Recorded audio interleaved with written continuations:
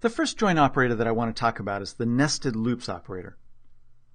This is a simple operator and quite effective in many situations.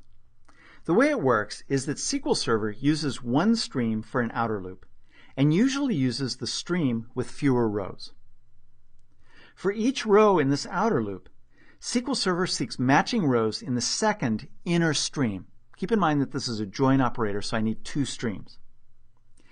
It uses the specified join condition to match the rows. If the inner stream doesn't have an index to support a seek operation, then SQL Server scans the stream for matches, which isn't efficient. The nested loops join is most efficient when there are indexes to support the join. This is the only join operator that supports non-equalities in the join condition. All right, so this query here is a fairly common situation that you'll find the nested loops operator used.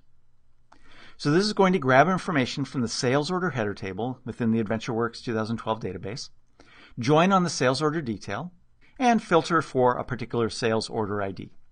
And then it returns various information about the order. So I'll go ahead and execute that. And there's the results. And there's the execution plan. Okay, so we have a clustered index seek on both of the tables. And then ultimately it comes up here to this nested loops operator. So in this case, the number of rows from the sales order header table is relatively small. And so that's the outer loop. Now it's interesting to look at this without the where clause. If I exclude the where clause on that query, right there, then the execution plan is going to use a different operator. It's processing a lot more rows now. It takes a little bit longer. And there you can see that it's a merge join. This can be a very efficient join operator. This operator requires that there be at least one equijoin predicate or equijoin predicate, meaning that the on clause of the join needs to use the equality operator. And both data streams need to be sorted, which means that both tables need to be supported with the appropriate indexes. And this join operator works best when neither data streams is substantially smaller than the other. So it has a fairly narrow set of requirements, but they're also very common. And so you'll see this operator used a lot. Okay, so it's used in this execution plan right here.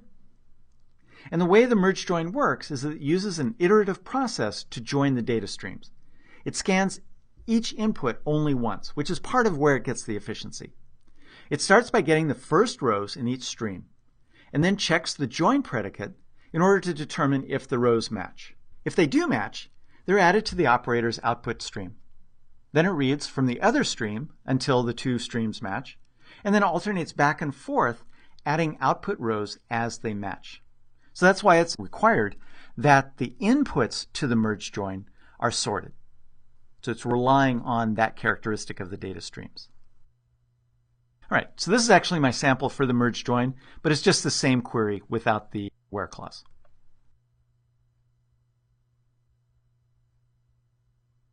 All right, then there's another join operator, which is called the hash match operator.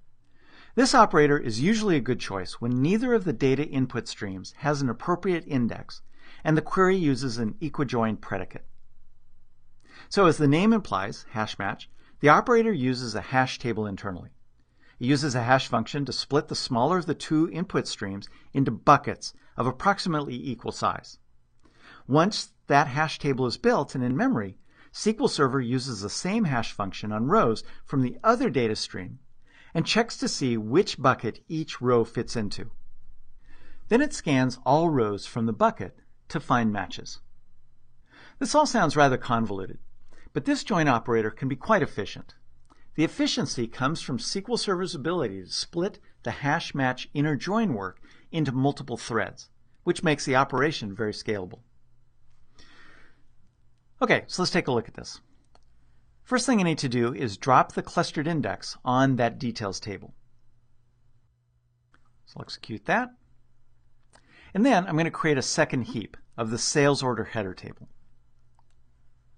So this is basically the same thing I did when I created the details, except that sales order ID is already a primary key on the table, so I don't need to include a surrogate key here. And then I include a few fields there. All right, but the table doesn't have a clustered index, so it's a heap. And then next I have a query here that does an inner join between these two tables without the benefit of any indexes.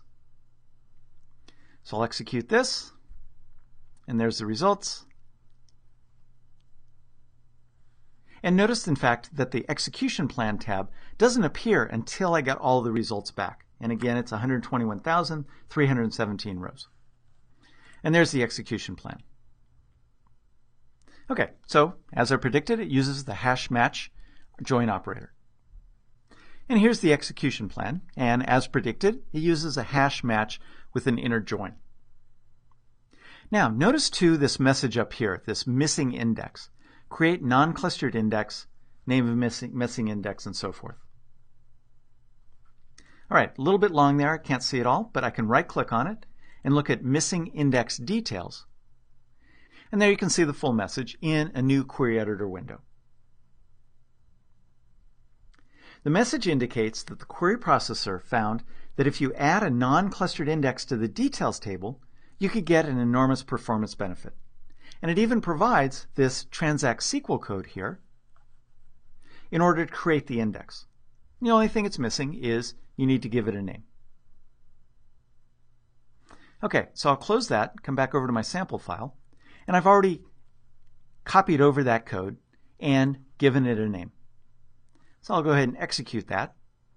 And now there's an index on that details table on the sales order ID.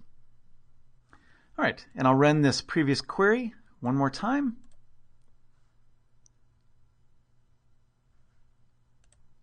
And there you can see it's still using a hash match,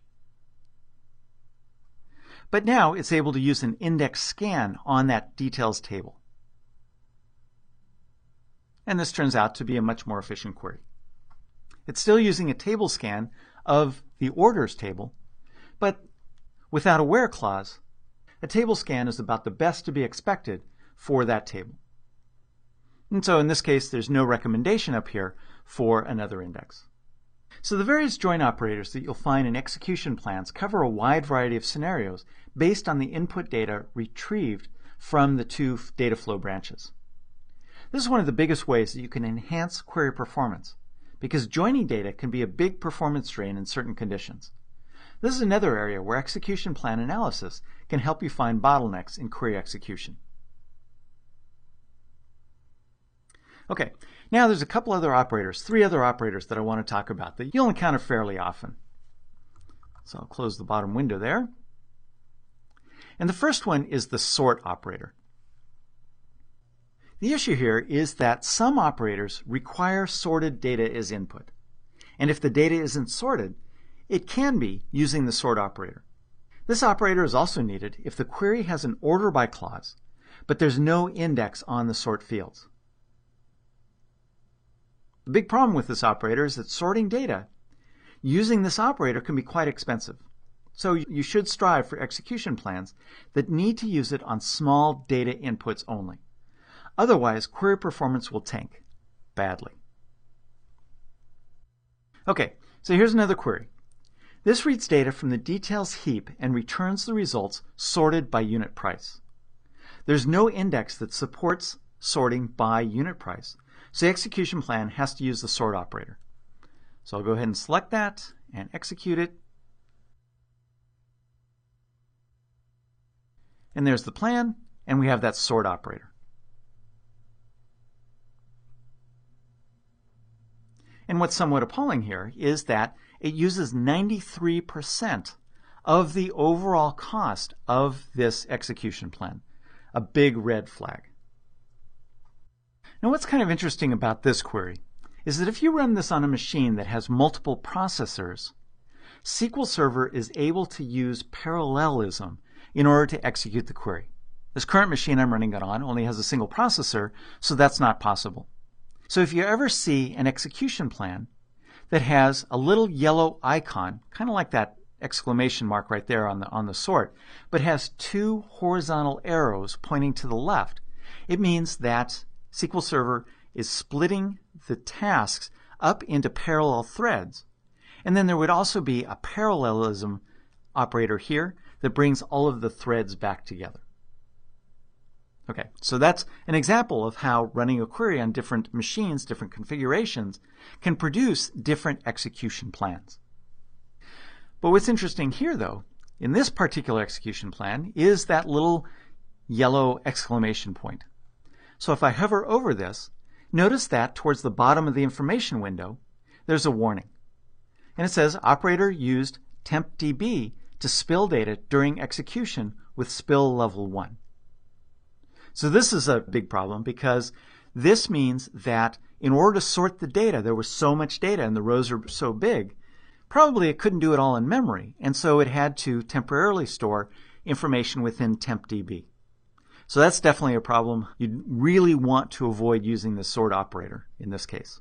If you run this on another machine that has multiple processors, more memory, more resources, and so forth that SQL Server can throw at the sort, then you won't get that warning. So that's just a problem in this particular machine.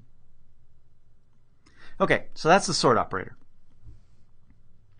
Now there are two operators that SQL Server can use to perform aggregations on data, usually in conjunction with a group by clause. If the data is unsorted by the columns used in the group by clause, and the query optimizer determines that there are too many rows to make the sort operator feasible, then SQL Server can use the hash match operator, which uses the same icon within the execution plan as the hash match inner join operator. Like the hash join, this operator builds a hash table, but this time it's used to store the groups. Okay, so here's an example of a query that shows that operator. I'll go ahead and execute that. And so what this is doing is this is selecting product ID and the count and the sum of line total from sales details and grouping by product ID. So you get the number of sales for each product ID, or number of orders with that product on it, and then the total amount of that line total column. Then we can look at the execution plan. And here's that hash match aggregate. So this is what is going to perform the work of calculating that count star and sum of line total. Okay, so that's one of the aggregates. But there's also another aggregate called stream aggregate. And SQL Server is likely to use this operator if there's an index available that covers the group by fields. And that will produce a more efficient query than you get with the hash match aggregate. In fact, the stream aggregate operator is so efficient that sometimes it's worthwhile to use the sort operator to order the input data stream despite the inefficiency of sorting. All right, and here's some code that demonstrates that. The first thing I'm going to do is create an index called ixDetails product ID on details product ID, and it's going to include line total. So this isn't part of the sort order, but the line total data is going to be stored with the index. So product ID is in the index. That's there. Line total is in the index. I'm grouping by product ID. So the result of this is a covering index for this query. Okay, I'll go ahead and create that. And then execute that query. And there you can see it's using the stream aggregate in order to calculate the same two aggregates here, count of star and sum of line total. And if you compare the two queries with and without that index, then you'll find that this is a much more efficient query.